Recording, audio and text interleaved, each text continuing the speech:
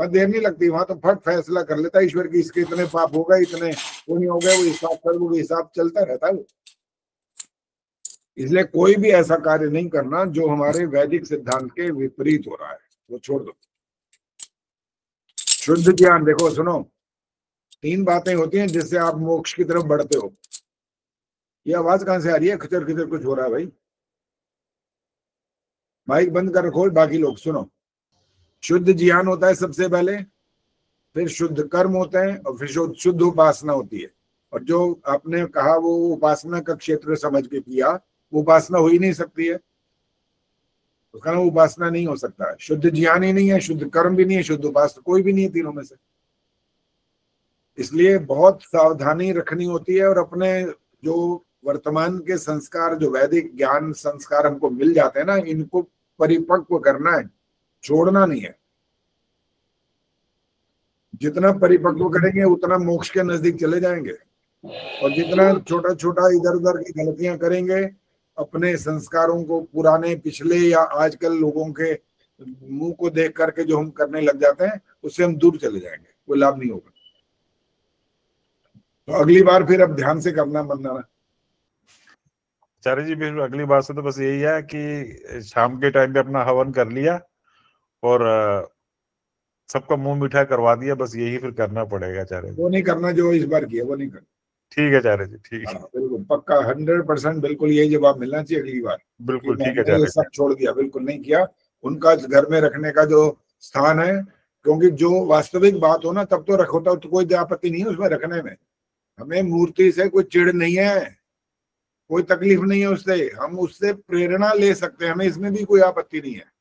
लेकिन उसको नमस्कार करना ये गलत है। बस नमस्कार क्यों? देखो आप मान लो, देखो सब मेरे को नमस्ते करते हैं ना, आचार्य जी नमस्ते, तो मैं क्या जवाब देता हूँ? ये बुद्धू बन के ऐसे बैठे रहता हूँ?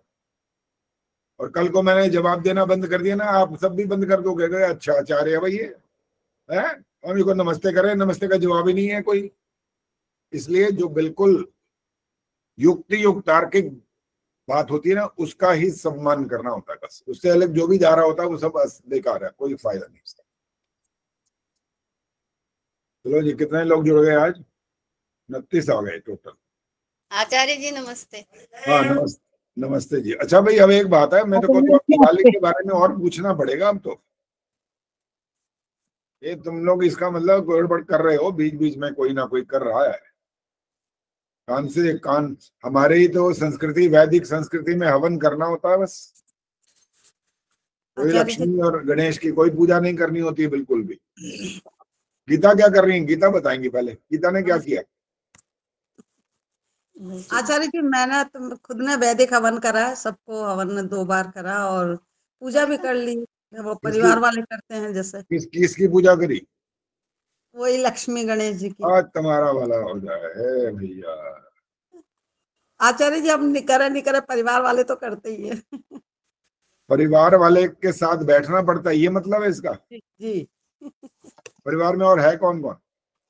बेटे, बहू और 2 बच्चे। अच्छा, ये बहू के चंगुल में फंसी हुई है इसका मतलब? ये तो कमाल हो गया। ये तो हद हो गई। बड़ी कौन बहू होती है कि बड़ी बहू सास बड़ी होती है? कौन बड़ा होता है? लेकिन आचार्य जी मेरे साथ भी देते हैं बराबर सब लोग, जैसा मैं चाहती हूँ। जैसे सुबह सुबह तो सबने हवन करा हमने। नहीं, ये छल कपट हो रहा है जो कुछ बोल रहे हो, ये नहीं मेरे को सुनना। जो वैदिक हवन कर लिया ये हो गया, वो तो कौन मना कर रहा है? वो तो बात ठीक हो गई। जहां की बात पकड़ में आई हुई है उसकी बात करो बस। हमने शाम को ये कर लिया, क्यों कर लिया, किस लिए किया? हमारा वैदिक विचार कहाँ चला गया? इसका मतलब सब गोलमाल है। इसका मतलब बाकियों का पता नहीं है। अभी तक 2 जनों से ही पूछा है और दोनों फेल हैं, कोई पास नहीं हुआ तुम्हारे में से। बाकियों का हाल क्या है? आचार्य जी नमस्ते। नमस्ते आचार्य जी हमने तो पूजा नहीं करी, हवन ही हवन करा था। बस ठीक है, जो ऐसे वाले वो पास हो गए सारे। उनकी फर्स्ट डिवीजन डिस्टिंक्शन सब कुछ है उनका। और जिन्होंने 38 मंत्र है ना दीपावली के, वो उनसे आहुति दी थी। ठीक है, बहुत बढ़िया किया। जो ये सब, अरे सुन लो ना, अभी रुक जाओ, मेरी बात तो कर लेने दो।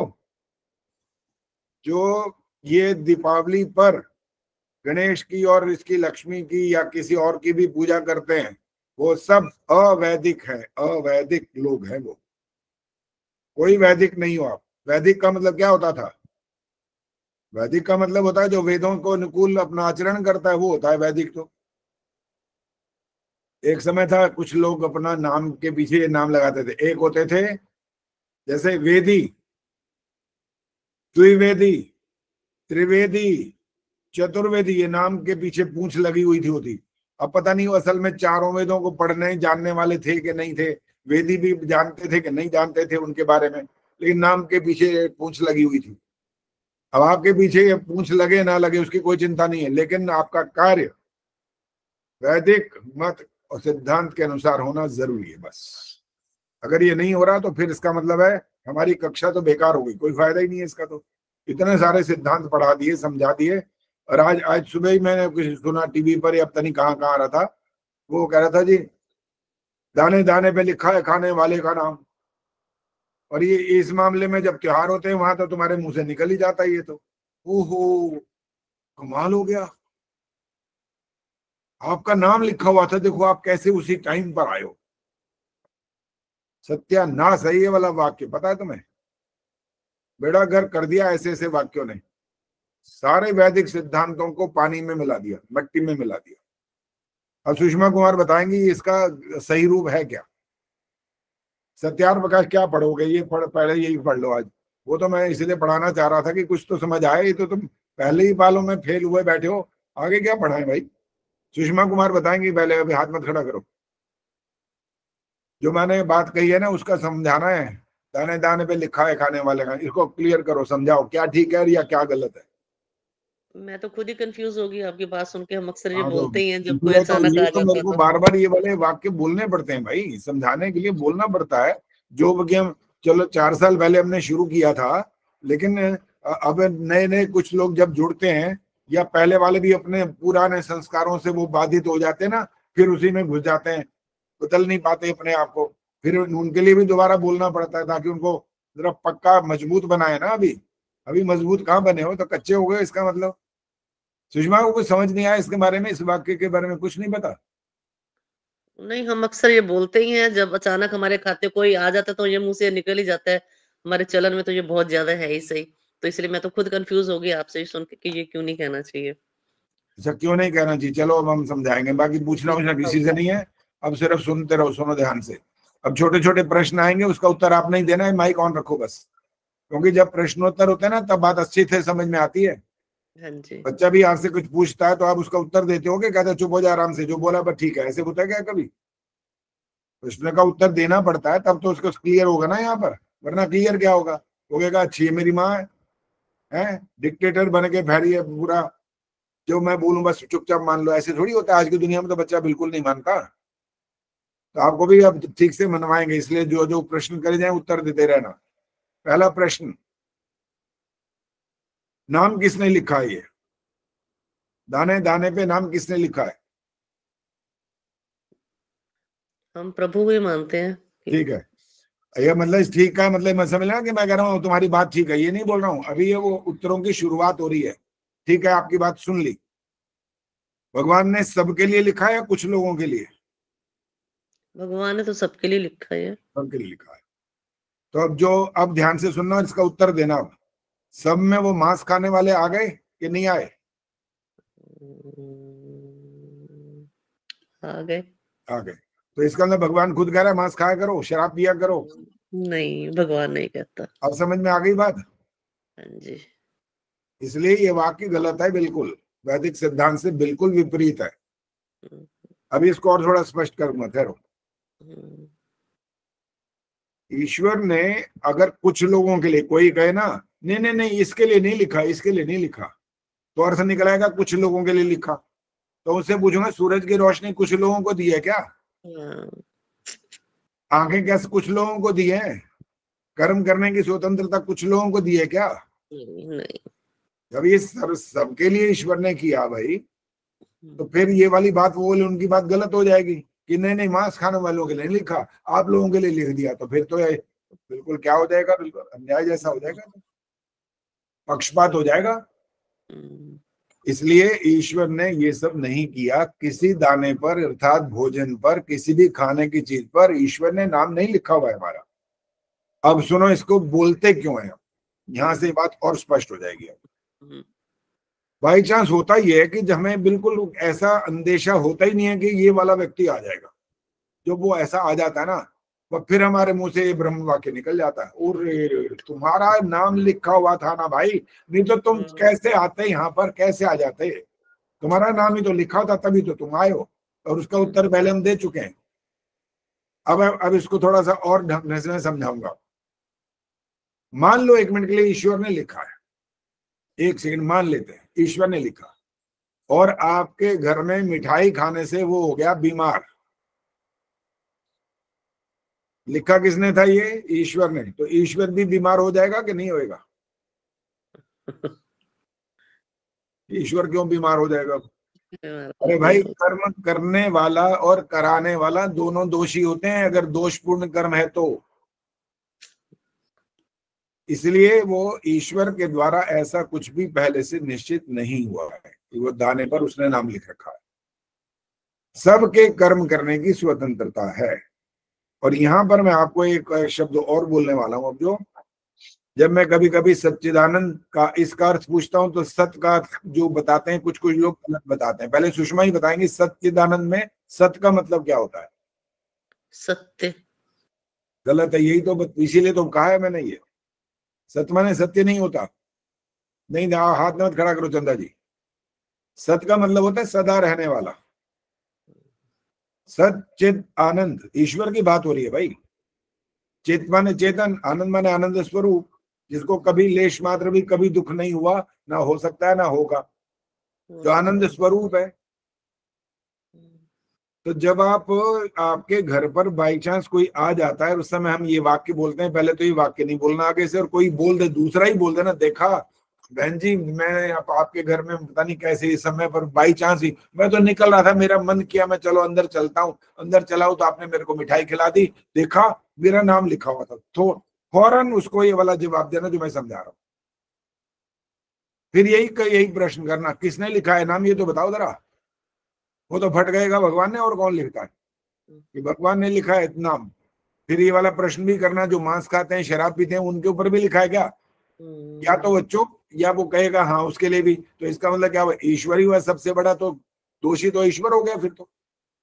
अगर वो बुद्धिमान होगा तो स्वीकार कर लेगा कि ईश्वर नहीं लिखता ये सब कुछ, स्वीकार कर लेगा। और उस दिन से उसके घर के अंदर भी ये वाला ज्ञान का प्रकाश हो जाएगा कि नहीं भाई नहीं, ये वाले वाक्य नहीं बोलना होता, गलत होता है। हम स्वयं अपने आप से जो कुछ करते हैं ना, उसके जिम्मेदार हम होते हैं। हम अपने कर्म करने की स्वतंत्रता का मतलब क्या होता है?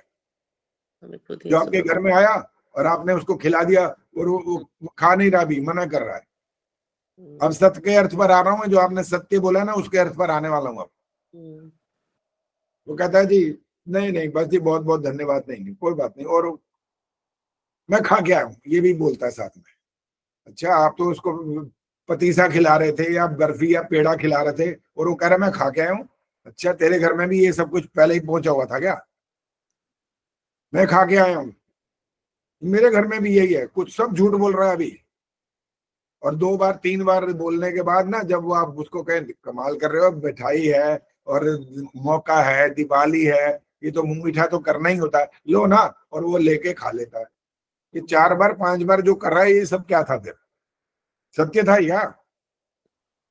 तो माँ झूठ हो गया, ये तो झूठ पे झूठ बोलता ही जा रहा है, बोलता ही जा रहा है। और हम समझते हैं हम किसी के घर जाए और वहां जाकर के जब तक ना कर ले 5 बार, तब तक हमारी इज्जत ही नहीं होने वाली। हम तो कहेंगे ले ये क्या हुआ भाई, वो 1 बार बोले हम कहे हाँ खा लेंगे, ये क्या बात हुई? वो कहेगा भूखा है क्या घर से? 1 बार कहते ही तो खाने लग गया। ये सब दिखावेबाजी है दुनिया की, जो हम ये वाले काम करते हैं। नहीं करनी दिखावेबाजी यहाँ पर। फिर एक ने मेरे से यही प्रश्न किया था, फिर आचार्य जी करें क्या? आप कह रहे हो कि भूखा भी नहीं बने, ऐसा ना करें, और हमें खाने का वो मजबूर होना ही पड़ेगा, तो करें क्या, कैसे करें? झूठ भी ना बोले तो कैसे करें? मैं कहा उसका तरीका बता देते हैं, झूठ नहीं होगा। कह रहे हाँ ये तो बड़ी अच्छी बात है, बताओ फिर। मैं कहा इसका तरीका है जो वो कह रहे हैं ना खाने के लिए, कहेंगे अभी ले लेते हैं अभी, बस हो गया। भूखे भी नहीं लड़ रहोगे और आपके सत्य भी स्वीकार हो जाएगा, पता लगेगा आप सच बोल रहे हो। 4 बार झूठ बोलते हैं, 5 बार झूठ बोलते हैं, नहीं करते रहते हैं, और फिर में खा भी लेते हैं। वहां बैठ रोटियां भी खाते हैं बकायदा, रोटी भी खाते हैं बकायदा वहीं पर ही। पहले तो मिठाई खाते हैं, फिर रोटी भी खाने बैठ जाते हैं। चलो अब खा लिया, चलो खाना भी खा ही लेते हैं, लो सारे के सारे झूठ का चलता रहता है कार्यक्रम, किसी को पता तक नहीं लगता कि हो क्या रहा है। ये वो समझ रहा है ठीक ठाक चल रहा है मेरा कार्यक्रम, ठीक नहीं चल रहा, ये गलत हो रहा है। एक प्रकार इस प्रकार का हमारे अंदर संस्कार बढ़ता जाता है कि हम इस बात के लिए बोल रहे हैं, कल को कोई और जरा सी बात पूछेगा कहाँ गए थे, कहीं नहीं। बच्चे तो यही जवाब देते हैं, जब बच्चों से पूछा बेटा कहाँ गया था, कहीं नहीं। अबे खोते तो घर में था नहीं, और क्या कह रहा है, कहीं नहीं। कहीं नहीं का क्या मतलब, कहीं नहीं तो यही था तो मेरे को दिखता नहीं फिर क्या। ये झूठ है, ऐसा झूठ चलता रहता है। ये ऐसा झूठ चलता है बच्चे के मन में, आपके मन में, बड़ों के मन में, छोटे के मन में, कोई भी हो, सबके मन में ऐसे धीरे धीरे पक्का होता जाता है ऐसा बोलते बोलते। इसलिए सत्य बोलना जो है ना, आपका जो योग दर्शन में आपको समझाया जाता है ना, जब पढ़ाया जाता है योग दर्शन, और जिसको यम नियम आसन प्राणायाम प्रत्याहार धारणा ध्यान समाधि, ये जो 8 अंग होते हैं, ये पहले दूसरे के अंदर ही खड़ा है। यम, अहिंसा, सत्य। तो पहली सीढ़ी पर ही नहीं चढ़ सकता व्यक्ति, वो तो मोक्ष क्या प्राप्त करेगा भाई, कैसे प्राप्त कर लेगा मोक्ष। और बातें तो बड़ी बड़ी मोक्ष करते ही रहते हैं कि हाँ बिल्कुल करने के, यही तो करने आए दुनिया, और करने क्या है। मनुष्य बन गए तो यही करना, यही चाहिए। बाकी जिसको पता नहीं है वो अज्ञानी है, तो ये उसको कोई विचार नहीं है इस तरह, कोई संस्कार नहीं है, कोई उसकी बुद्धि काम नहीं करती यहाँ पर, तो वो अलग चीज है कि वो बेचारा समझता ही कुछ नहीं है। उसको वेदों के बारे में कुछ किसी ने कभी समझाया ही नहीं है, उसका संस्कार पुराना चल रहा है, और वो ऐसे परिवार में पैदा हो गया, वो चलता ही जा रहा है। सुनने को सुनाने को उसको कभी ना कभी कुछ अच्छा मिल भी जाता है, फिर भी वो उसको मानने को तैयार नहीं होता। इसका नाम होता है पूर्व जन्मों के ऐसे, क्या बोलते हैं, गहरे संस्कार, जिसे वो सुनना ही नहीं चाहता। ना मैं जो कर रहा हूं वही ठीक है, बस आप करो जो आपको करना, मेरे को नहीं करना है। ये जवाब मिलते हैं आगे, तो हमें इसमें कोई आपत्ति नहीं है। हमें ये वाले जवाब सुनने पर कोई तकलीफ नहीं होती जरा से भी। कोई नहीं मानता तो इसमें मेरा क्या बिगड़ा, पहली प्रश्न तो यही है, मेरा क्या बिगड़ गया, मेरी कोई हानि हुई है क्या? कोई हानि नहीं हुई। मेरा तो कर्तव्य था कि उसको कोई बात बता देना, क्योंकि मनुष्य कौन होता है, जो अपने से जितना उसके पास ज्ञान है वो दूसरों तक पहुंचा दे, तो अच्छी बात होती है, इंसानियत होती है। ये करता रहे तो बहुत अच्छी बात है, और दूसरा अगर स्वीकार कर ले तो बहुत बहुत बढ़िया, नहीं करे तो कोई बात नहीं, आपका दोष नहीं है। भगवान कृष्ण ने जब अर्जुन को उपदेश दिया था, गीता का उपदेश दिया, थोड़ा सा वहीं दिया था, जो आपका जहां पर युद्ध क्षेत्र था। हाँ जी, सुषमा जी तो वहीं रहती हैं, उसके पास ही, कुरुक्षेत्र के पास, करनाल में। वहां जो उपदेश दिया था उन्होंने, ये 18 अध्याय नहीं सुनाए थे सीधे के सीधे, कि अर्जुन बेटा सुन ध्यान से, सारे सुनाऊंगा आज पूरी की पूरी गीता यहाँ पर। अरे सारी गीता नहीं सुनाई थी, वहां पर 2 बातें मुख्य समझाई थी बस। अब वो आपको बताना 2 बातें कौन सी थी। कौन बताएगा? अगर हाथ खड़ा करना, अब हाथ खड़ा करो। गीता बताएंगे पहले, तो फिर औरों से भी पूछते हैं। गीता बताओ। एक तो कर्म की, निष्काम कर्म किए जा और फल की इच्छा मत कर। ये जो युद्ध में वो मारेंगे उनको, निष्काम कर्म था ये? दुष्टों को तो मारना ही था आचार्य जी। जो तो फिर तुम निष्काम कर्म बोल रहे हो ना, मैं तो तुम्हारे प्रश्न के उत्तर के रूप में प्रश्न कर रहा हूँ। तुम कह रहे निष्काम कर्म बोला, और वहां पर उनको युद्ध के लिए तैयार किया, मार अर्जुन, इनको मारना है इनको। वो कह रहे मेरे गुरुजन खड़े, मेरे रिश्तेदार खड़े, मार, तब भी मार इनको। तो निष्काम कहाँ से हो गया? हाँ जी, रवि वाला जी बोलो। कहा था कि आत्मा नाशवान है, ये कभी न मरती है, न इसको जला सकते हैं, ना इसको काट सकते हैं, और तू तो अपना कर्म कर। और रवि वाला जी सुनो बात, ठीक है, और आगे मत बोलो। आपने पहला वाक्य गलत बोला है, पता है जी? आत्मा नाशवान है ये बोला आपने पहले ही। अच्छा। आत्मा नाशवान है, बाकी तो ठीक चल रहा है। आग नहीं जला सकती, हवा नहीं सुखा सकती, पानी गीला नहीं कर सकता, ये बाकी ठीक चल रहा है, लेकिन पहला वाक्य गलत बोल दिया, आत्मा नाशवान है। हाँ जी जी। इसलिए बहुत बहुत ध्यान से सोच के समझ करके कि जो कुछ हम उत्तर देने वाले हैं उस पर बड़ा चिंतन मनन करना होता है, गहरे तक सोचना होता है, बहुत मतलब दिन भर में जो कार्य आप कर रहे होते ना, जिसको हम स्वाध्याय बोल सकते हैं, उस पर बार बार चिंतन करना पड़ता है कि मैंने ये शब्द समझ लिया कि नहीं समझ लिया। संतोष नंदवानी जी आप उत्तर दो, अब कुछ और आगे। क्या क्या कहा था उन्होंने? कृष्ण जी के 2 उपदेश बता दो बस वहां के, बाकी बहुत सारे थे, छोड़ो उनको, 2 बताओ बस। एक तो उन्होंने कहा था कि आत्मा जो है वो अमर है, वो पहले, मैं तो उनको पहले ही मार चुका हूँ, तुमने तो खाली कर्म करना है और कर्म करने में आपको हमेशा आगे रहना चाहिए। और दूसरा, जो भी हम युद्ध, तुम क्षत्रिय हो और तुम्हारा कर्तव्य है जो अधर्म की ओर जा रहे हैं उनका नाश करना। अब आपने एक वाक्य ये बोला कि कृष्ण जी कह रहे हैं कि इनको तो मैं पहले ही मार चुका हूँ, इसका भावार्थ क्या है? क्या कहना चाहते हो इसमें? कि आत्मा जो है वो कभी भी ना जन्म लेती है ना मरती है। ये तो ठहरो, ये तो आपने ये वाक्य बोला अभी कि मैं उनको पहले ही मार चुका हूँ। उनको माने तो दुर्योधन का पक्ष है, वहां पर क्या अर्थ निकला इसका? पहले ही मार चुका हूँ। मैं तो धर्म के पक्ष में खड़ा हूँ और इनको पहले ही मैं, मतलब इनकी हार हो चुकी है। नहीं, ये वाली बात नहीं हो सकती। नहीं उनका मर चुका है ये। आचार्य जी मैं बताऊं? कौन बोल रहा है? तो जवाब दो ना, बताओ, नाम दिखाओ या सामने आओ, पता तो लगे कौन बोल रहा है। सामने हूँ आचार्य जी, मेरा माइक भी खुला हुआ है, कैमरा भी खुला हुआ है। सुशीला ढाका। नहीं, आवाज आपकी नहीं आ रही थी, आवाज किसी और की थी। वो कौन बोल रहा था? ये नंदवानी भाई साहब बोल रहे थे पीछे से। अच्छा, नंदवानी जी आओ, आ जाओ। आचार्य जी मैं बताऊं? आ जाओ भाई, देखो पुरुषों को मौका ही नहीं मिलता, आप सारे अपने धाड़े मारे रहते हो हर समय। पुरुष आते नहीं है तो बताएंगे कहाँ से? उनका मैं तो ये शुक्र मनाता हूँ कोई तो दिखे सामने। सर जी मैंने अभी बुनियाद डाल लिया।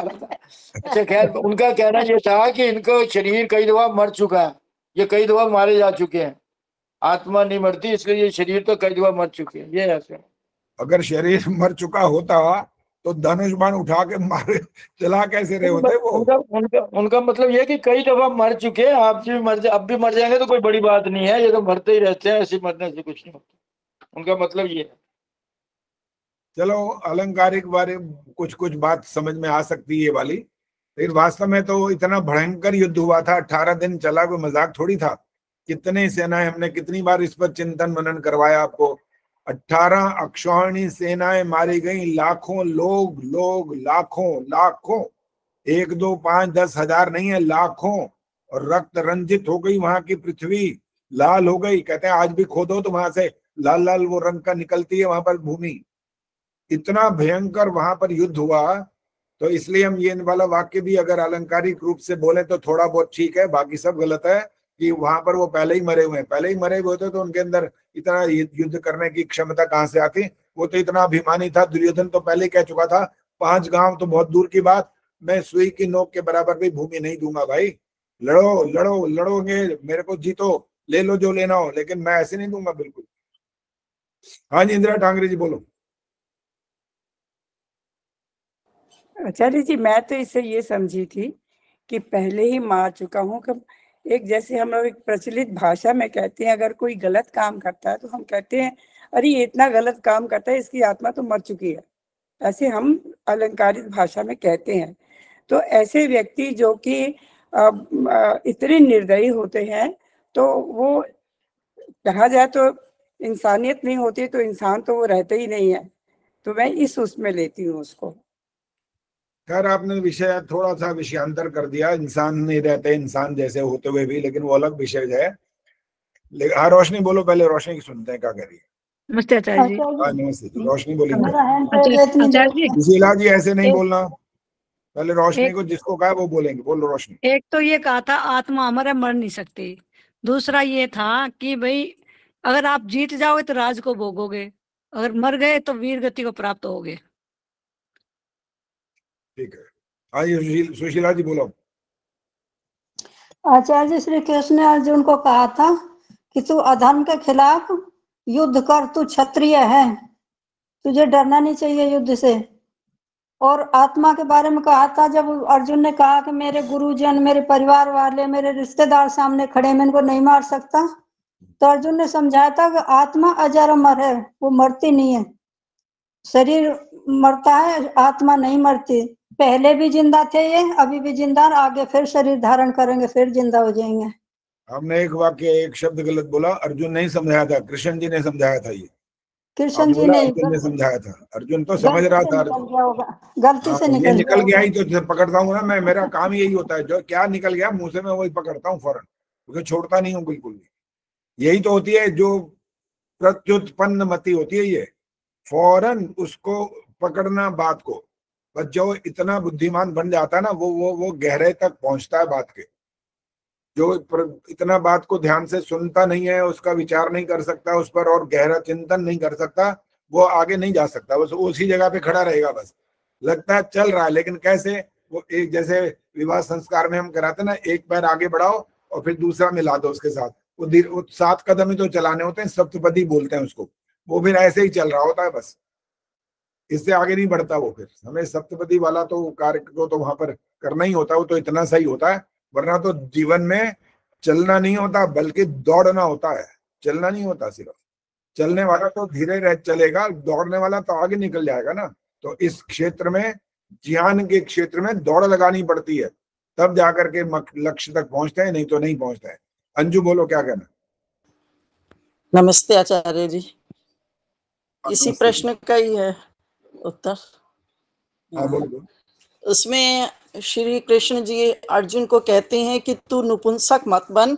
ये जब वो रथ को ले जाते हैं वहां पर सामने, अर्जुन कहता है कि मेरे रथ को ले चलो एक बार युद्ध से पहले। तो जब वो युद्ध के रथ को ले जाते हैं श्री कृष्ण, तो वो उन सबको देख करके कहता है कि मैं युद्ध नहीं करूंगा।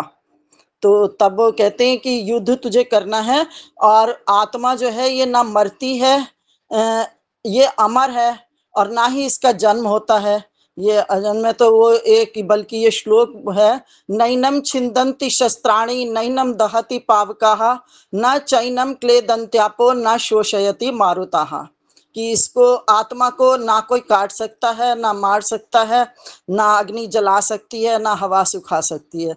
और उसके अलावा फिर वो उसे कहते हैं कि जातस्य ही ध्रुवो मृत्युर्ध्रुवम जन्म मृतस्य च तस्माद् अपरिहार्यर्थे न त्वं शोचितुर्मर्हसि। कि जिसका जन्म हुआ है वो मरेगा अवश्य, उसकी मौत निश्चित है। तो इसलिए तुम अपना युद्ध करो, जो मरा है उसका जन्म निश्चित है। इस प्रकार से ये जो तेरे रिश्तेदार जिनको तू समझ रहा है, ये रिश्तेदार नहीं है, इनकी आत्मा नहीं मरेगी, और तुमने युद्ध करना है। और भी ये दिया था जैसे हतो व प्राप्स्यसि स्वर्ग की, यदि तू युद्ध करेगा, मर जाएगा तो स्वर्ग को प्राप्त होगा, और नहीं मरेगा तो वो जो है तब तुम उसको जीत लोगे, धर्म का पालन करोगे। तो इस प्रकार से तुम उठो और युद्ध करो। पहला श्लोक जो बोला था उसमें एक गलती हुई है, पता है कौन सी हुई है? नैनम छिंदन्ति शस्त्राणि नैनम दहति पावकाः न चैनम क्लेदन्त्यापो। बस रुक जाओ, यही गलती है। यही हुई थी न चैनम में। अभी आगे नहीं बोलना, बस अभी रुक जाओ, मैं औरों से पूछूंगा ना। जो स्पेशलिस्ट नजर आती है फौरन एक सेकंड में जैसे ही कोई ऐसी बात हो, वो प्रकट हो जाती है फौरन, वैसे छुपी रहती हैं। वो सोचती हैं चलो क्या करना है, सुन तो रही हूँ आराम से। चलो बोलो मिथिलेश, बोलो क्या बोलना था यहाँ पे, इनको क्या गलती की है? न चैनम क्लेद यन्त्यापो। जुर्माना कर दूंगा, सोच लो। हाँ जी, जुर्माना हो जाएगा आपको अगर आप गलत बोलोगे तो। दोबारा बोलो। न चैनम क्लेद यन्त्यापो। स्पेलिंग बोलो इसके। अब चैनम को छोड़ के आगे बोलो। क्लेद यन्ति जमा आपः संधि विच्छेद बोलो, इकट्ठा बोलो। क्लेद यन्त्यापो। अब 500 रुपए नहीं, गलत है आपका। आचार्य जी ठीक है, बिल्कुल है। नहीं है ठीक, मैं बता रहा हूँ नहीं है ठीक। यन्ति प्लस आपः क्लेद यन्ते आपो। अब जो अभी गलत बोल रहे हो अभी तक। ये और किसी को अपने अपनी योग्यता सिद्ध करनी हो तो बोल के दिखा दो, हाथ खड़े करो। नहीं, आप ही बताइए आचार्य जी। मैं अब बताऊंगा, सबर तो कर लो जरा, औरों का भी जरा परीक्षा ले तो ले थोड़ी सी। अब मैं जब बोलूंगा फिर आपको कि हाँ ये ठीक है सर, हम तो थोड़ा सा इसमें गलती कर रहे हैं। आचार्य जी, क्ले दयन त्यापो। दोबारा मत बोलो, औरों को मौका देना है ना। तो चंदा जी बोलो। क्ले दयन त्यापो। आपका भी अशुद्ध है।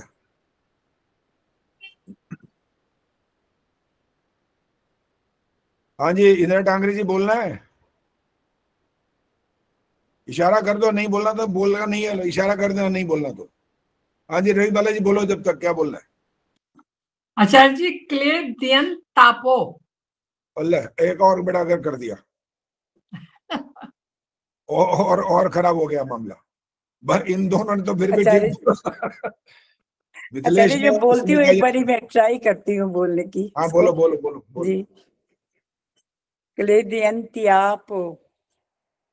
स्पेलिंग बोलो।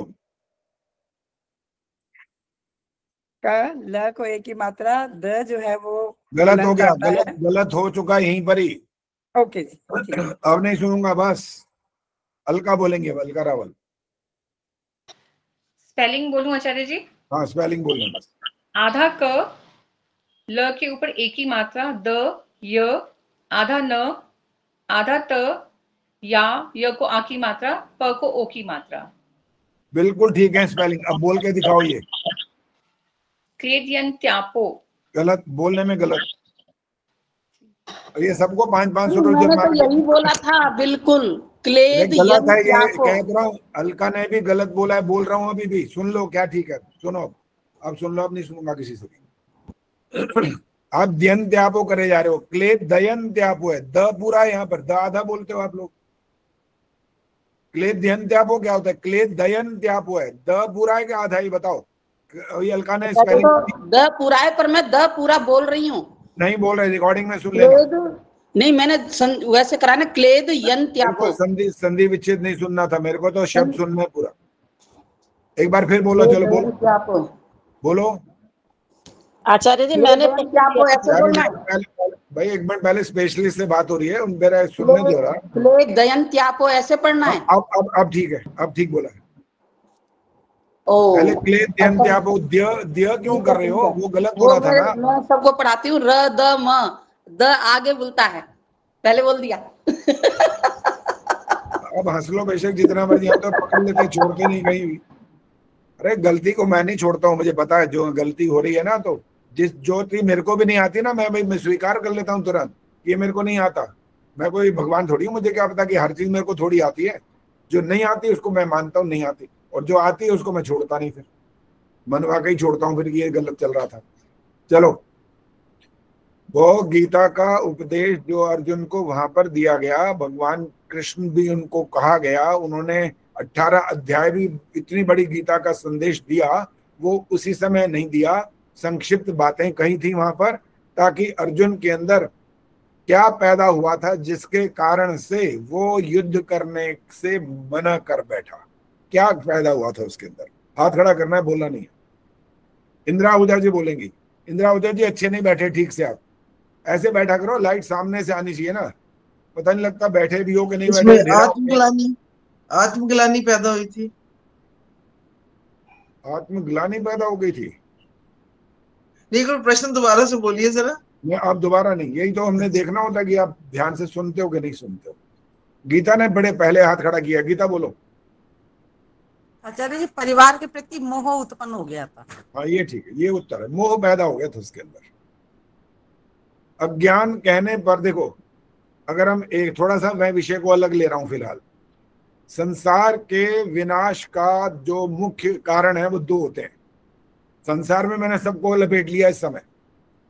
अगर मैं कहूं परिवार का या समाज का या घर का या व्यक्ति का या दुनिया, सबको सारा कुछ इसी में वाक्य में बोल दिया। संसार के विनाश के दो मुख्य कारण होते हैं। एक होता है अज्ञान और दूसरा होता है स्वार्थ। इन दोनों के कारण से संसार का विनाश होता है। ये जितने देश हैं आज देखो लड़ाई हो रही है ना, क्या कर रहे हैं ये।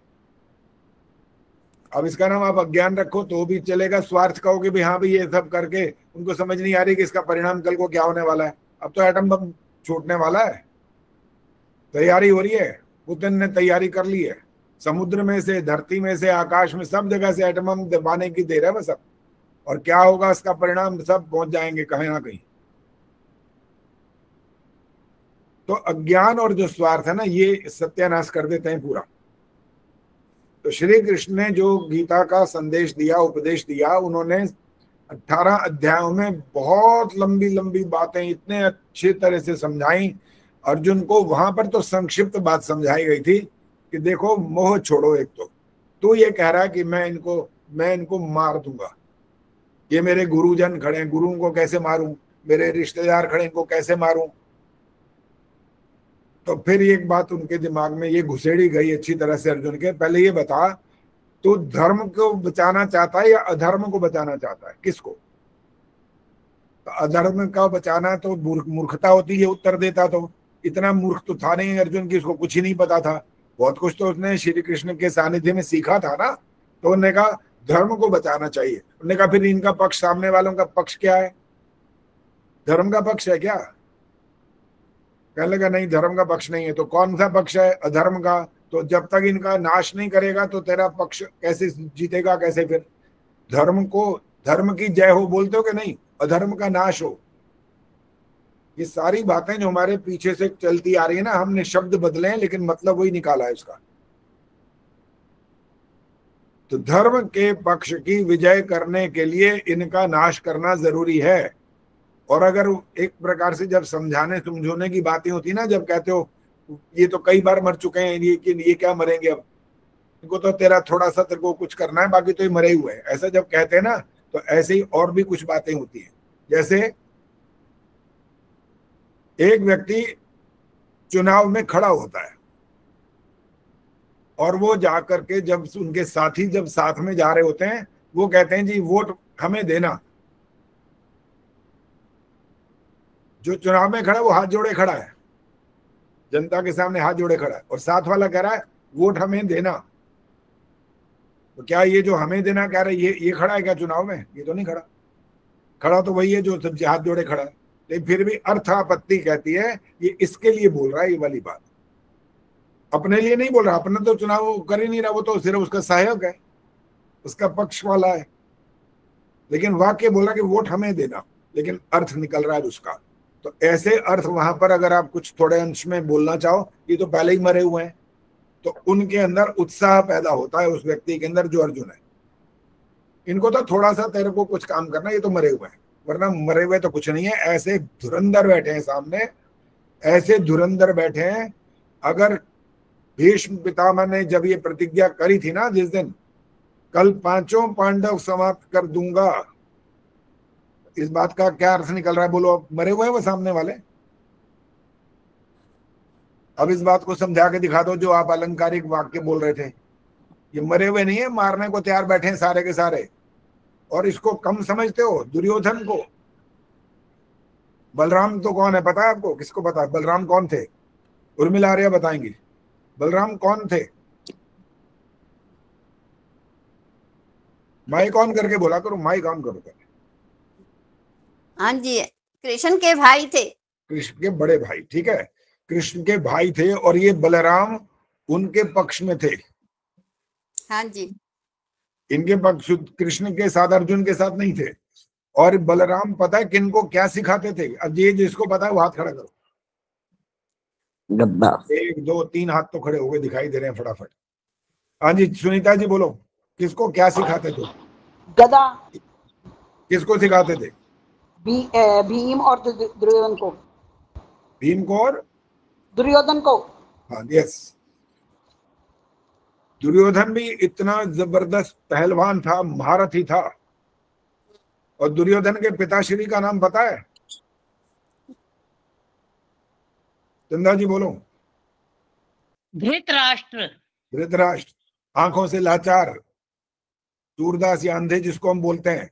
और यही वाक्य बोला गया था द्रौपदी के माध्यम से, अंधे का बेटा अंधा होता है, कहते हैं इसी से युद्ध हो गया। ये कारण भी था, द्रौपदी का भी जो चीरहरण हुआ था उसके कारण भी हुआ, बहुत सारे कारण थे, केवल एक कारण नहीं था। खैर उस विषय को छोड़ो, भी हम वही बात पर आते हैं। ये जो हम अभी बात कर रहे थे कि धृतराष्ट्र जो हैं, और ये जो जिनके, वो तो खैर लड़ने नहीं गए थे, अंधे थे बेचारे, वो कहाँ चले जाते लड़ने के लिए। बाकी उनके जो बच्चे थे और उनकी तरफ जो 11 अक्षौणी सेना है वहां पर कौरवों की, वो तो सब लड़ने वाले बड़े जबरदस्त योद्धा थे। जब ऐसा हुआ था कि धृतराष्ट्र भीम को कहते हैं कि भाई भीम, तुमने मेरे बेटे को मार दिया, इतना बड़ा काम तुमने कर दिया, मैं तो तुमको गले लगाना चाहता हूं। और कृष्ण जी ने ये बात सुन लिया सारी बात। तो कृष्ण जी ने कहा, भाई बेटे सुन लो, भीम बहुत पहलवान जरूर हो तुम, लेकिन ध्यान रखना ये तुम्हें गले नहीं लगाने वाले, पता है क्या करने वाले हैं, ये तुम्हारा कचूमर निकालने वाले हैं। तब उन्होंने जो उनको संकेत किया, उनकी मूर्ति बनाई गई भीम की, और जब सामने ले गए, भीम भी खड़े थे साथ में। भीम ने कहा, आ गया महाराज, आपने जो आज्ञा देनी है दीजिए, क्या करना है बोलो, क्या करना है। उन्होंने कहा, मैं तुम्हारे गले लगना चाहता हूं। जब उनके सामने मूर्ति को आगे खिसका दिया गया, वो मूर्ति कोई ऐसे मिट्टी की मूर्ति नहीं थी, वो बहुत बहुत ताकत वाली, जिसके अंदर शक्ति होती है, ऐसी मूर्ति थी। और जब इसने, धृतराष्ट्र ने मूर्ति को यहाँ पर ऐसे जकड़ा, इतने जोर से दबाया कि मूर्ति चकनाचूर हो गई। बताओ। और कृष्ण जी उनको बता रहे हैं, देखा ये था इनका कार्यक्रम, ये करना चाहते थे। भीम तुम्हें मार डालना चाहते थे आज, तीर कमान से, तलवार से नहीं, लेकिन छल से तेरे को ये आज समाप्त कर देते। इतनी ताकत तो उसमें भी थी। और इनके जो सारे अक्षौणी सेना भरी पड़ी है, सबके सब ताकत वाले हैं। ऐसे जो युद्ध करने जाता है ना, वो ऐसा नहीं होता, निठल्ला निकम्मा नहीं होता वो, कुछ उसको काम करना आता है। तीर कमार तलवारें चलानी आती हैं उनको, युद्ध कला में निपुण होते हैं, तभी तो सेना में भर्ती होते हैं वो। इसलिए उनको मारने का जो संदेश दिया भगवान कृष्ण ने, ये कहा कि इनको इसलिए मारना है, चाहे वो तुम्हारे गुरुजन सामने खड़े हों, चाहे तुम्हारे कृपाचार्य हैं, चाहे द्रोणाचार्य हैं, चाहे वो भीष्म पितामह सामने क्यों ना खड़े हो, इन सब का जो पक्ष है वो अधर्म का है, बस धर्म का पक्ष नहीं है। इसलिए इनकी हत्या करने पर तुम्हें कोई पाप नहीं लगेगा। और फिर एक बात और ऐसी कह दी, अर्जुन ने कहा चलो मैं तैयार हो गया। और ये बात कही कि देख सुन, यदि तू ये मानता है कि इस हत्या करने से, इनको मार डालने से कोई इसका पाप लगेगा, तो वो सारा पाप मैं लूंगा अपने ऊपर, तेरे को कुछ नहीं लगेगा, चिंता मत कर। ये लगता वक्ता कुछ नहीं, ऐसा ध्यान रखना। कहीं सोचोगे ये रोटी मैं खाऊं बेटे का पेट भर जाएगा, ऐसा कभी नहीं होगा। किसी का पाप किसी को नहीं लगता, सबका अपना अपना कर्मी काम करता है। लेकिन वहां पर उसको युद्ध के लिए उत्साहित करना था, उसको उसमें कर्म के अंदर प्रवृत्त करना था, इसलिए उन्होंने ऐसा वाक्य बोला। और आत्मा का जो संदेश था वो भी कहा कि वैसे ही मरेंगे नहीं, क्योंकि जो शरीर पैदा होता है वो मरता है। अभी अंजुन ने जो बोला वो श्लोक भी सुना दिया कि शरीर उत्पन्न होता है, शरीर मरता है। आत्मा ना जलती है, ना गीली होती है, ना सूखती है, ना मरती है, ना बूढ़ी होती है, कुछ नहीं होता आत्मा को। आत्मा तो सदा रहती है। इसके लिए जो शब्द का प्रयोग करते रहते हो बार बार, कभी कभी जब आर्य समाज में जाते हैं, वहां पर आत्मा का चिंतन के विषय लेकर के कोई बोलता है, गीता के उपदेश संदेश बोलता है, तो आप वहां पे सुनते हो ये आत्मा अजर अमर है। अब सुदर्शन मनचंदा बताएंगी अजर और अमर का मतलब क्या होता है। अजर जो खत्म ना हो जी, अमर और अजर मतलब तो यही जो खत्म नहीं होता, समाप्त नहीं होता। गलत है, ये गलत है। बस अब दोबारा नहीं बोलना, जितनी बात आपका जवाब के बाद मैं बोलूं फिर आपने माइक बंद करना होता है फौरन। इसीलिए ये वाली बातें पूछी जाती हैं कि हमें ये वाली बात अभी तक पल्ले पड़ी है कि नहीं पड़ी है। कि दोनों का मतलब एक नहीं होता है। एक आपका उत्तर ठीक है, ये नहीं कहा कि दोनों गलत है, लेकिन एक गलत है उत्तर। आदर्श बोलेंगे अब। सर जी, ना आत्मा जन्म लेती है ना मरती है। अजर मतलब जन्म नहीं लेती, अमर मतलब मरती नहीं है। गलत उत्तर है। हाँ जी, और हाथ खड़े हैं, मैं देख रहा हूँ। अब हाथ जहाँ जिनका नंबर नहीं आता ना, मैं पहले चाहता हूँ वो बोले तो अच्छा है। प्रेम बहल बोलो। नमस्ते आचार्य जी। नमस्ते जी। अजर का मतलब है जो कभी बूढ़ा, वृद्ध, शक्तिहीन, कमजोर नहीं होता, युवा रहता है ईश्वर के लिए। अच्छा, युवा रहता भी बोल दिया साथ में। ईश्वर के लिए है ये अजर। ठहरो। अब युवा रहता है वाला शब्द वाक्य आपने ऐसा बोल के पता नहीं कहां फंसा दिया। युवा रहता है का मतलब क्या हुआ कि पैदा होता है? फिर तो आपने कहा ना ऐसा। देखो, बूढ़ा नहीं होता ठीक है, शक्तिहीन नहीं होता ठीक है। अब कहो जी वो युवा रहता है, जो रहता है तो फिर वो पैदा होने वाला भी मानना पड़ेगा, पैदा होता है फिर तो। युवा का अभिप्राय है कि वो सदा एक सा रहता है, अब क्रियात्मक योग अलग साधना वाक्य, के अब लिए। अलग वाक्य है, अब अलग है। अच्छा, मैंने इसलिए उसमें पढ़ा है क्रियात्मक योग। युवा रहता है कहाँ पढ़ा है? क्रियात्मक योगाभ्यास की पुस्तक है ना, स्वामी आचार्य ज्ञानेश्वर जी की, उसमें। अच्छा जी, मेरे को भी सीखना पड़ेगा फिर तो कुछ ना कुछ, ऐसा लग रहा है। तो युवा रहता है कि मतलब ये आज तक तो मैंने सुना नहीं, अब सुना पहली बार। चलो, रोशनी क्या हंस रही है, पता नहीं क्या कहना चाहती है। मैं आचार्य ये कह रही हूँ, उसमें ज्ञानेश्वर जी की पुस्तक है क्रियात्मक योगाभ्यास, उसमें मतलब शक्तिहीन नहीं होता। अजर का मतलब ये है। शक्तिहीन नहीं होता। हाँ जी। कौन बोला? कमलेश। हाँ कमलेश, चलो दोनों बहनें इकट्ठा बोलेंगी। बोलो कमलेश, बोलिए।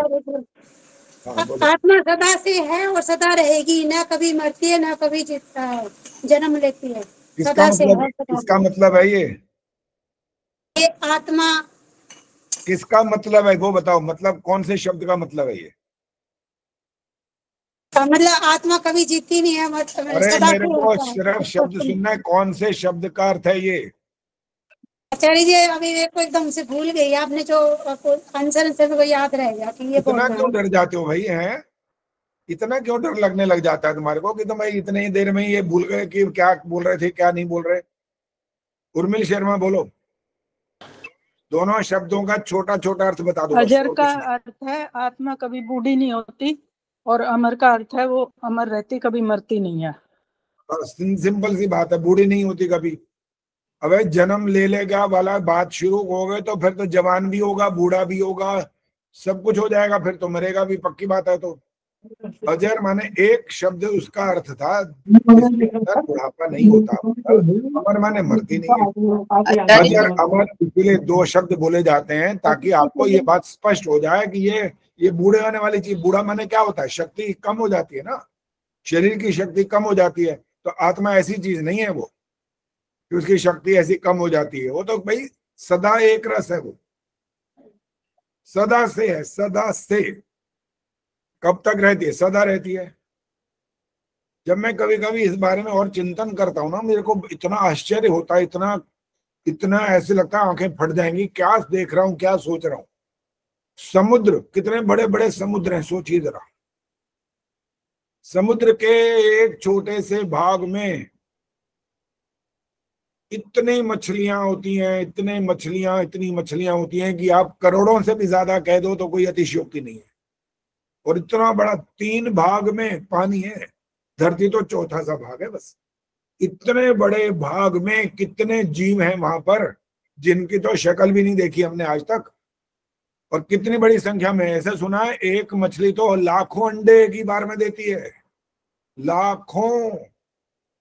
अब इनकी आप संख्या गिनने की बात करो ना तो जन्म जन्मांतर तक गिनते रह जाओगे, गिन नहीं सकोगे।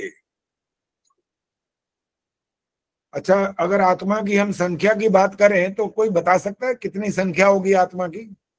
सुशीला बताएंगी। आचार्य अनगिनत है, इनकी गिनती नहीं हो सकती। गिनती नहीं हो सकती वाली बात ठीक है। इसका कारण ये है कि हम समुद्र में घुस नहीं पाएंगे शायद। जमीन के अंदर नहीं घुस पाएंगे, ये कारण है, या कुछ और भी कारण हो सकता है कि हम नहीं गिन सकते? क्या चीज है? इनकी गिनती इतनी है, गिन नहीं सकते। समुद्र में चले जाएंगे तब भी नहीं गिन सकते, असंख्य हैं। चलो अबे और छोटा सा प्रश्न आ गया, इनकी संख्या सीमित है या असीमित है? सीमित है आचार्य जी। फिर गिन क्यों नहीं सकते? इतनी ज्यादा तादाद में नहीं गिन सकते। तो एक बार लाइन में लगा देंगे इनको, गिन लेंगे फिर। नहीं गिन सकते आचार्य जी, बहुत ज्यादा है। बहुत ज्यादा बहुत ज्यादा, इसलिए गिन ही नहीं सकते इनको। ईश्वर ही जानता है बस। और वैसे अगर इस प्रश्न को समापन की ओर ले जाते हुए इसका ये है कि गिनने की जरूरत क्या है? पहले तो जरूरत क्या है? इसके गिनने से मोक्ष मिल जाएगा क्या? नहीं आचार्य जी। हमारे को ये कह दिया जाए कि तुम भैया एक नहीं 10, 50, 1000 लाख जन्म में इनको गिन लो, है तो तब क्या मोक्ष मिल जाएगा? तो उत्तर है तब नहीं मिलेगा। कोई इससे मोक्ष का कोई लेना देना नहीं है इस बात से। तो इसलिए इस प्रश्न का उत्तर केवल मात्र ये समझना है कि इनकी संख्या इतनी अधिक है और इसका संबंध ईश्वर से जोड़ना है। अब जरा अब थोड़ा खोपड़ी लड़ाओ, दिमाग लगा के बताओ कि इससे इस बात का क्या संबंध ईश्वर से जोड़ा जा सकता है। सोचिए।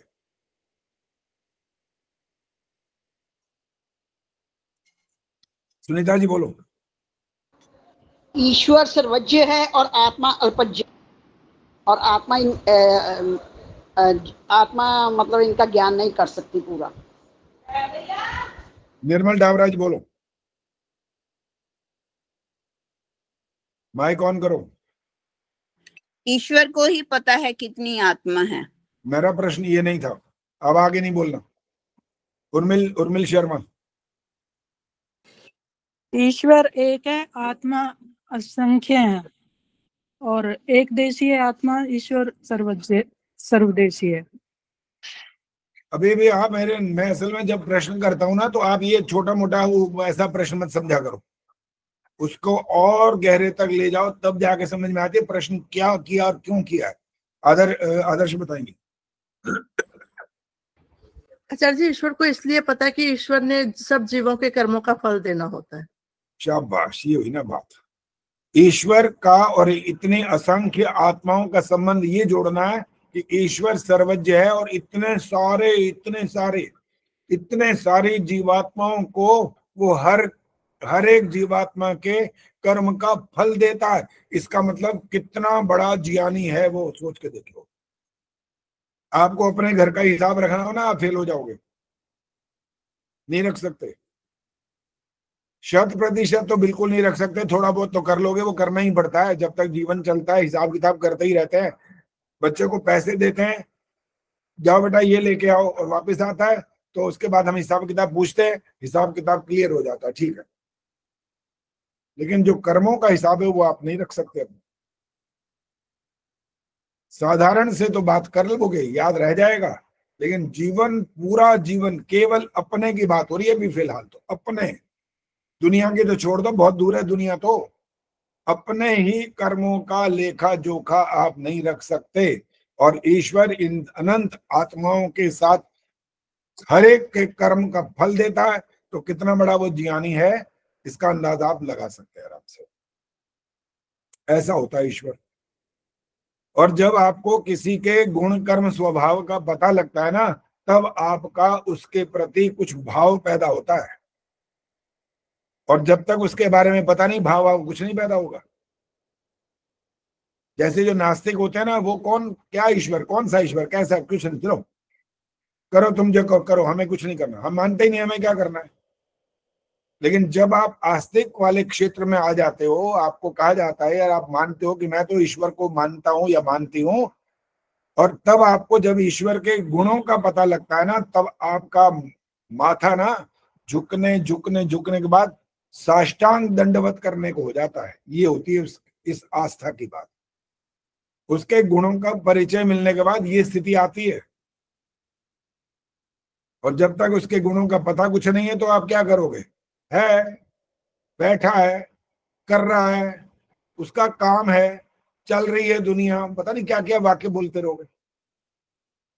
इतना बोलने से कोई थोड़ी हमारा कोई कल्याण हो जाएगा। उसको समझना पड़ेगा, पूरी तरह समझना पड़ेगा। पूरी तरह का मतलब होता है कि उसके बारे में हम उसके प्रति जब नतमस्तक होने की भावना को पैदा करना चाहते हैं तो उसको जानना पड़ेगा कि वो क्या है भाई, क्या उसकी योग्यताएं हैं, कैसा है वो, क्या करता है हमारे लिए, उसने क्या कर दिया, कितना किया, बिना मांगे हमें सब कुछ दे दिया। इतनी बातें जब हमारे दिमाग में आती जाएंगी ना तो आप ऐसे नम्रता पूर्वक हाथ जोड़ते रहोगे कि हाँ मुझे ईश्वर को मानना ही है, उसके सामने हाथ जोड़ने हैं, उसका धन्यवाद करना ही है, ये भाव पैदा होगा।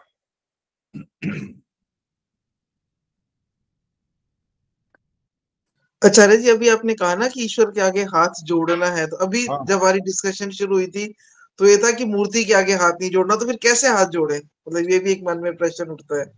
वैसे प्रश्न तो ये वाला ठीक है आपका कि हाथ जोड़ेंगे तो हाथ में भी मौजूद है वो तो, लेकिन जब लोग ये कहते हैं ना कि आप हवन कुंड के सामने हाथ जोड़ रहे हो तो उनका उत्तर है कि हवन कुंड के सामने नहीं जोड़ रहे, क्योंकि वो तो मूर्ति के सामने जोड़ रहे हैं, वो तो स्वीकार करेंगे ना, वो तो जोड़ ही रहे, वो तो कह रहे हैं हम तो मूर्ति को भगवान मान रहे हैं इसलिए जोड़ रहे हैं। लेकिन हम ये नहीं कह रहे हम हवन कुंड को हाथ जोड़ रहे हैं, ये नहीं जोड़ रहे। हम तो एक अपने हृदय की भावना इस प्रकार की व्यक्त कर रहे हैं बस कि हम दंड नहीं है, कृतघ्न नहीं है, हम ऐसे नहीं है, हम नम्रता का भाव लेकर के चल रहे हैं बस। थोड़ा सा अंतर है इन दोनों बातों में। हाँ, वो भी ये कहते हैं ना कि जैसे इसकी ये भी महान आत्माएं थी, अगर आप ईश्वर ना भी मानो तो जैसे हमारे सब हम लोगों को यही बताया जाता है ना कि ईश्वर नहीं भी मानते तो महान आत्माएं तो थी ना, तभी उनको इतने हजारों सालों के बाद भी याद किया जा रहा है। तो अगर हम उनके आगे भी नमन होके झुक जाते हैं कि महान आत्माओं के आगे, तो इसमें आपत्ति क्या है? नहीं, गलत है ना उनकी बात। आप जब मैंने शुरू में कुछ बात बोली थी, आप भी थे उस समय होंगे यहाँ पर, मैंने कहा आप जब मुझे नमस्ते करते हैं तो मैं जवाब देता हूँ कि नहीं? तो जिनको आप महापुरुष कह रहे हो वो जवाब देते हैं, आप जवाब देते हैं वो? फिर वो ये कह देते हैं कि आप अपने माता पिता को छोटे से प्रश्न का उत्तर दो, वही ये कह देते हैं नहीं चलेगा। देते हैं? नहीं देते। आशीर्वाद देते हैं? नहीं, ऐसे तो आपका कोई सहयोग करते हैं? क्या करते हैं बता दो? नहीं, सहयोग तो नहीं करते। हाँ, ऐसे दिखता तो नहीं है कि कोई सहयोग करते हैं। नहीं, सहयोग कर ही नहीं सकते भाई, जड़ पदार्थ क्या सहयोग करेगा आपका? आपके घर में रोटी है, रोटी से आपको सहयोग मिलता है, लेकिन रोटी बनाते तो आप हो। हाँ जी। रोटी अपने आप बन के थोड़ी मुंह में पहुंच जाती है। हाँ बिल्कुल। जड़ पदार्थ अपने आप कार्य नहीं कर सकता, इसलिए ना वो सहयोग दे सकता है, ना आशीर्वाद, ना जवाब। आदर्श बोलो क्या कहना है?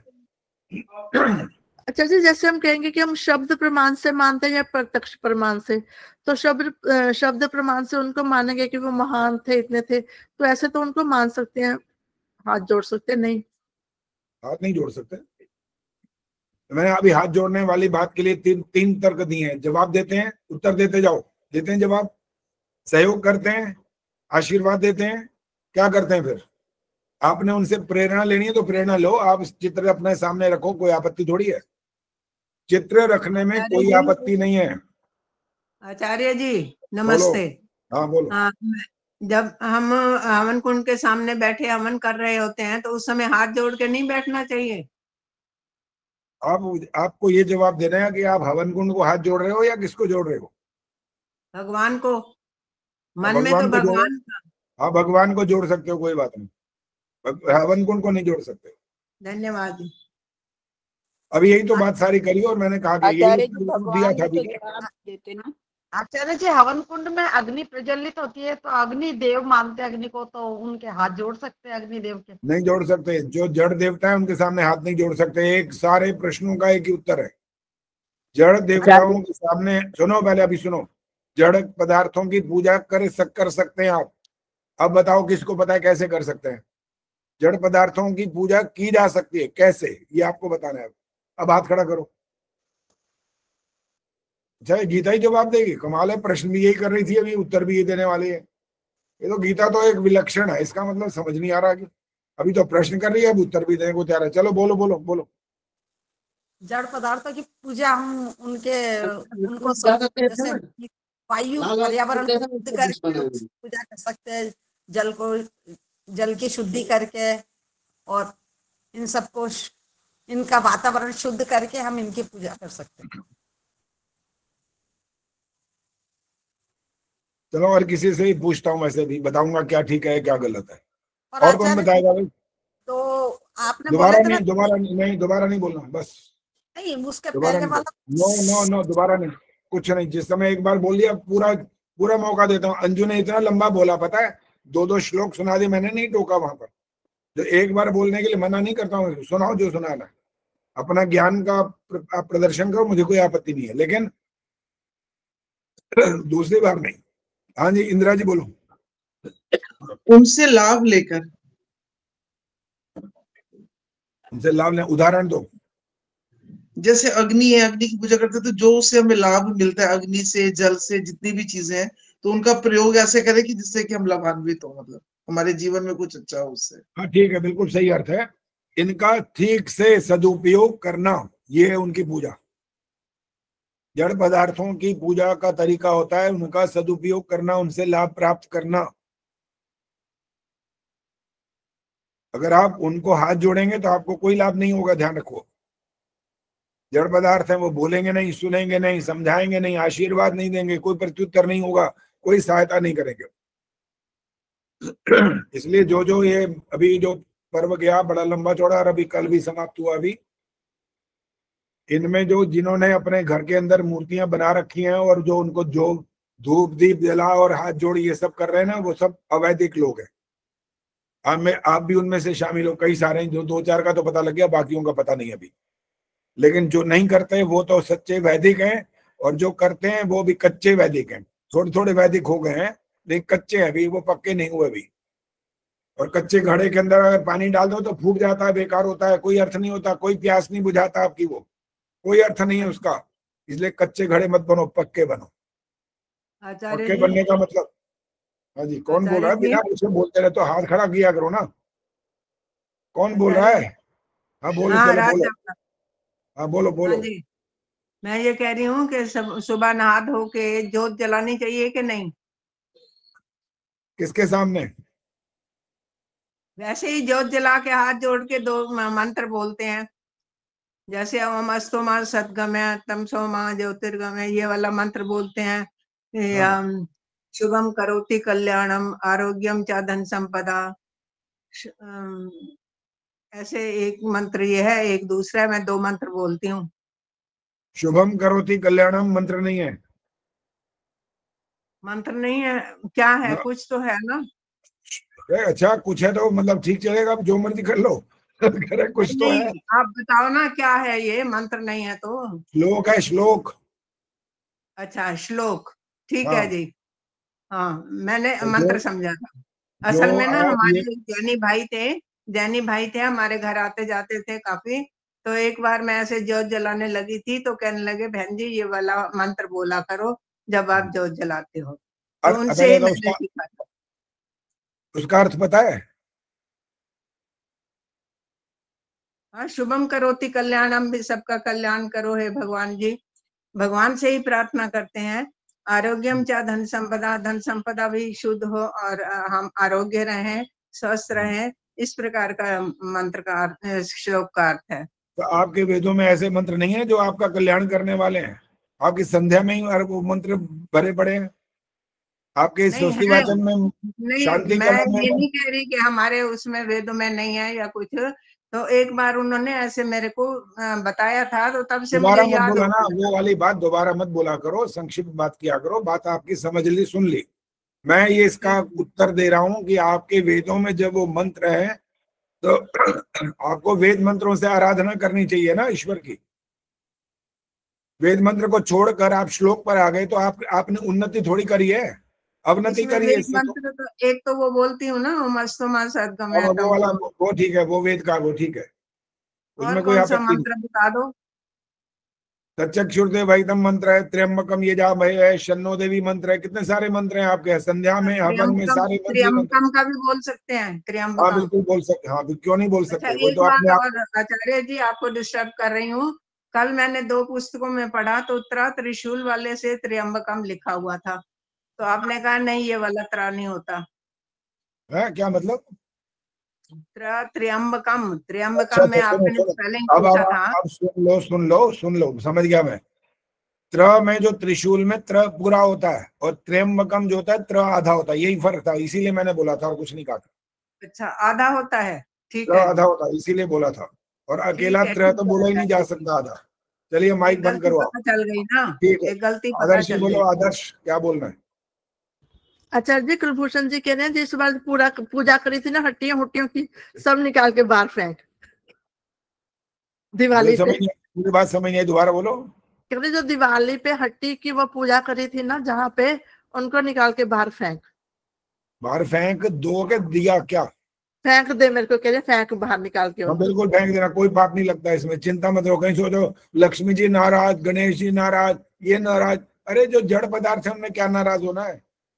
नाराज तो बेटा बेटी, बहू, सास, माँ, बेटा, पति पत्नी, ये हो सकते हैं नाराज तो।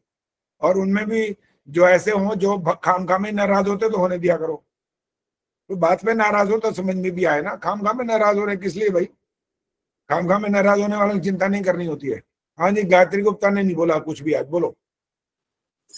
नमस्ते आचार्य जी, मैं ये पूछ रही थी, यज्ञ प्रार्थना में यज्ञ रूप प्रभु हमारे भाव उज्जवल कीजिए, तो ये यज्ञ रूप प्रभु ईश्वर के लिए है या यज्ञ के लिए है? इसमें जो आपके भाव उज्जवल कर सकता है वो कौन है? वो तो ईश्वर है। तो फिर यज्ञ रूप प्रभु हमारे भाव उज्जवल कीजिए, यज्ञ रूप प्रभु। हाँ, मैं वही थोड़ी कंफ्यूज हो रही थी कि हाथ तो उन्हीं के लिए जोड़ते हैं, फिर अब उस टाइम पे यज्ञ प्रार्थना भी अगर करते हैं तो हाथ जोड़ के, फिर वो हाथ जोड़ भी उन्हीं के लिए आएगा, हाथ जोड़ झुकाए मस्तक। हाँ जी, यज्ञ के लिए नहीं है ये, ईश्वर के लिए है ये। ईश्वर के लिए है। हाँ जी। आचार्य, एक वाकया और सुनाना चाहती हूँ, मेरे साथ हुआ परसों। एक रिलेटिव आए हमारे घर, तो उन्होंने कहा कि आप लोग, मैंने कहा हमारा तो हवन होता है। तो उन्होंने कहा, मैंने कहा मूर्ति पूजा में क्या कौन सा वो जवाब देती है, मैंने कहा पंडित उसमें प्राण प्रतिष्ठा करते हैं, वो अपने घर में मरे होंगे क्यों नहीं कर लेते? तो पता है उन्होंने क्या कहा मेरे को कि ये तो अपने अपने श्रद्धा की बात है। यहाँ कोई गोपीनाथ जी का मंदिर बताया, मैं नहीं जानती उसको, क्योंकि एक अंग्रेज आया था तो एक घड़ी लाया जो पल्स से चलती थी। तो उन्होंने कहा अगर आपका भगवान सच्चा है, इसमें प्राण है, तो ये घड़ी चलेगी। तो उनको यूं आज तक पहना रखी, वो आज तक भी चल रही है। मुझे तो उनको समझाना है क्योंकि ये तो अपनी श्रद्धा की बात है, देख लो आज तक चल रही है वो घड़ी।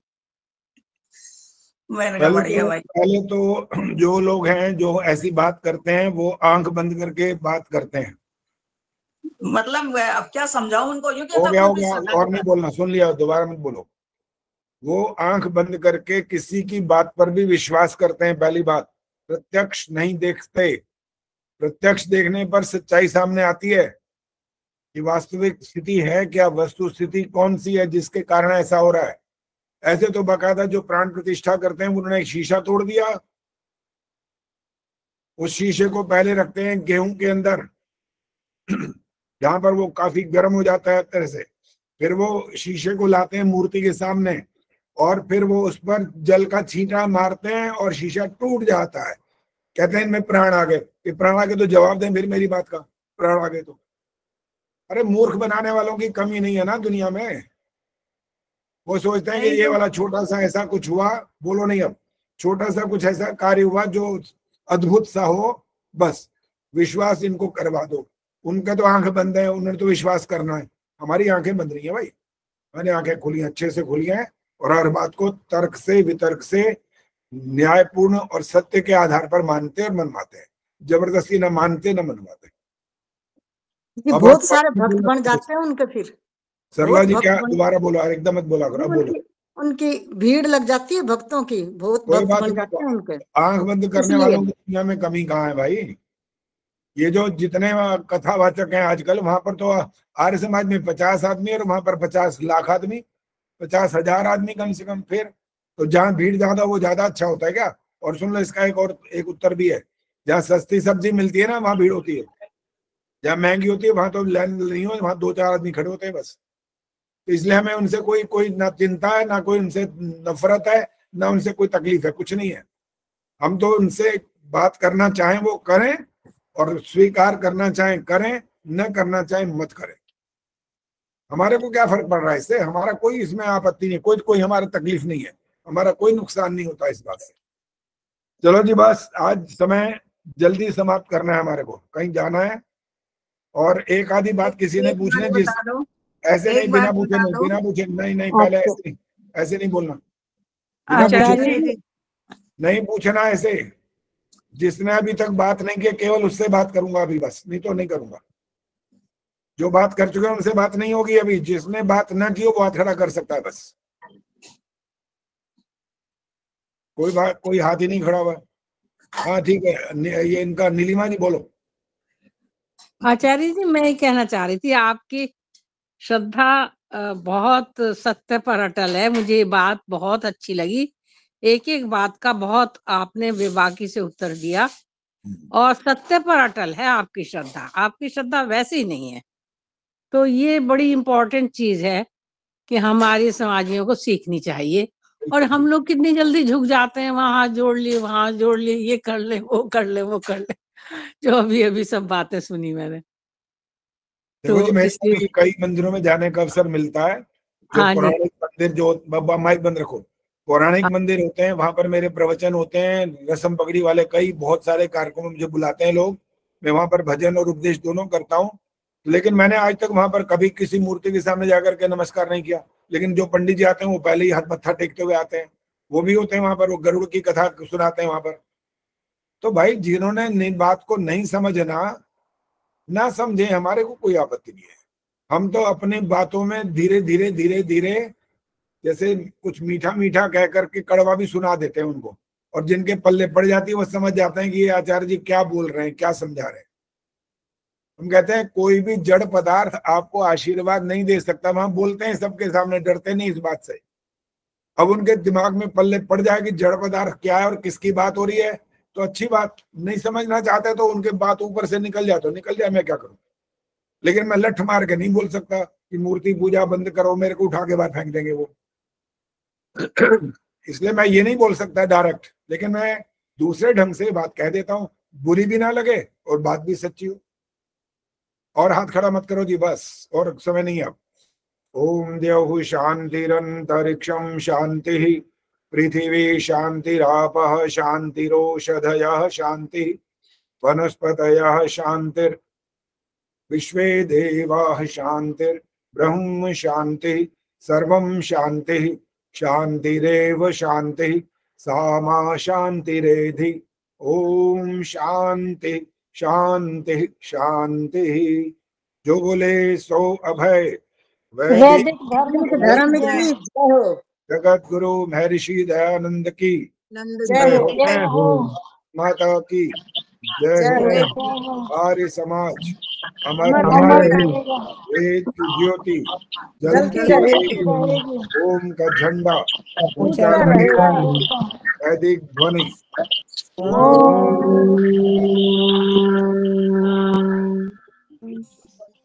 वैदिक अभिवादन। नमस्ते।